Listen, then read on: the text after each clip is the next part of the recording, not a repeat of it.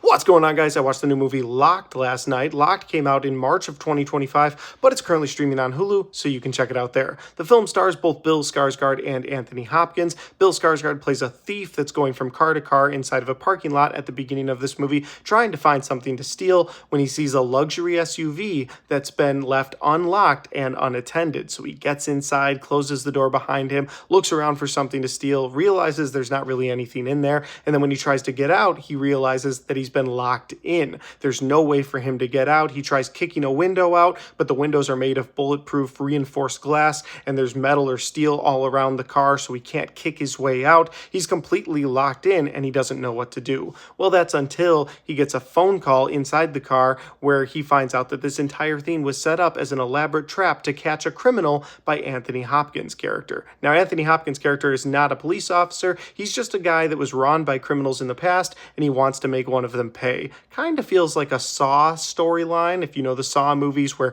you wind up in some elaborate trap because Jigsaw was once wronged by someone. That's kind of what this feels like. And so from this point on, you are locked inside of this car with Bill Skarsgård's character as he tries to find a way out, while Anthony Hopkins' character continues to try and torture him in different ways throughout the duration of this film. My biggest positive coming out of this movie is probably the different conversations that these characters had with each other, not just about the situation at hand, because as the viewer, you don't want the one guy to be breaking into people's vehicles. You also see he's kind of a scumbag parent, so you're like, all right, this guy's kind of a loser, and he's kind of getting what he deserves. But on the other end of things, you don't want somebody to be tortured, and Anthony Hopkins' character is just more and more unhinged as this movie goes on. Whether or not he thinks he has a point, there's never a moral reason to put other people in harm, and you, the viewer, understand that. And so it's kind of cool seeing their conversations with each other, because it kind of makes you on one side or the other throughout the film until the last act, and then you're very, very firmly on one side,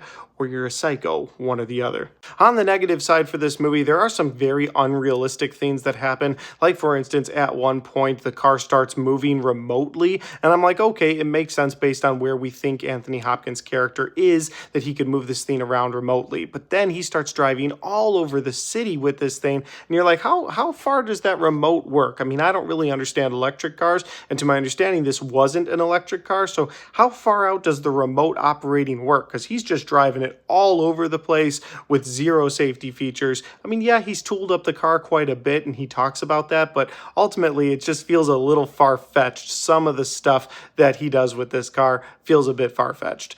Overall, would I recommend this movie to people? If you're looking for a psychological thriller film and you got nothing else to do, this movie is streaming on Hulu. So yeah, I'd recommend putting it on. I think you'll enjoy yourself.